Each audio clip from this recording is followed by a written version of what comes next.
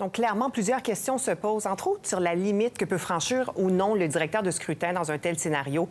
Et pour en parler, je joins le constitutionnaliste Frédéric Bérard. Bonsoir, merci d'être avec nous. Bonsoir.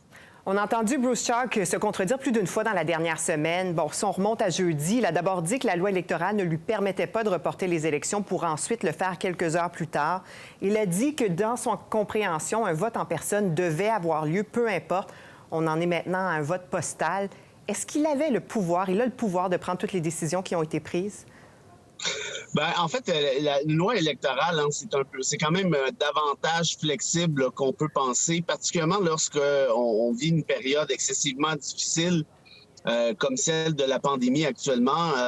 Vous, à Terre-Neuve, si j'ai bien compris, vous êtes saisi avec une recrudescence des cas de contamination assez importante depuis quelques jours. Donc, de trouver une autre manière que le vote en personne, je crois, satisfait les exigences de la loi en question.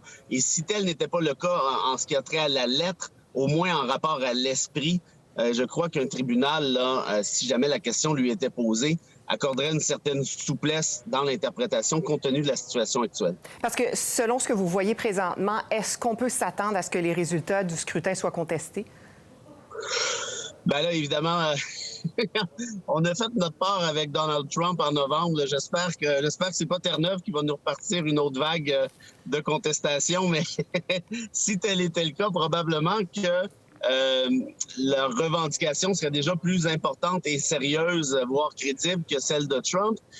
Maintenant, est-ce que les autorités terre-neuviennes sont en mesure de s'assurer que le vote se passe correctement, malgré le fait qu'il ne soit pas en personne? Ça, évidemment, je ne suis pas en mesure de vous dire ou pas. Il est possible qu'il y ait des irrégularités, ça ne serait pas surprenant, mais de là à conclure que les irrégularités en question seraient davantage importantes que lorsqu'il y a un vote en personne, parce qu'il y en a aussi des irrégularités dans ce cas-là, franchement, ça serait surprenant. Il demeure quand même qu'il y a beaucoup de défis avec le territoire géographique de Terre-Neuve et Labrador, le service de poste qui n'est pas toujours fiable, entre autres au Labrador. Il y a des communautés qui n'ont pas accès à Internet pour demander un bulletin spécial ou encore des communautés, entre autres autochtones, qui ne peuvent pas communiquer en anglais. Dans une circonstance comme celle-là, est-ce que la loi devient plus restrictive justement sur ce qui est permis ou non dans un contexte électoral? Moi, je vous dirais qu'en temps normal, tout ce que vous venez de dire, là, l'ensemble des enjeux que vous venez de soulever, serait considéré comme étant absolument sérieux. Dans le cas qui nous occupe, je reviens toujours à ça, mais c'est quand même la raison principale pour laquelle on se retrouve dans cette situation-ci, c'est-à-dire la pandémie.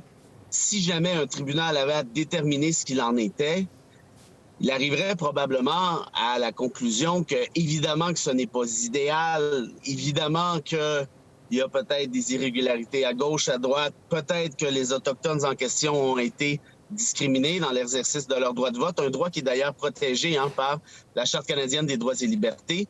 Mais dans ce cas-ci, il y a un jeu de pondération à faire. Et est-ce qu'il est mieux de tenir quand même une élection en temps de pandémie que de ne pas en tenir du tout? Telle sera un peu la réflexion du tribunal et, à mon avis, il penchera du côté de « ce n'est pas parfait, les enjeux sont importants, on comprend, mais dans une société libre et démocratique, l'exercice du droit de vote est nécessaire, la tenue d'une élection législative est même prévue constitutionnellement parlant.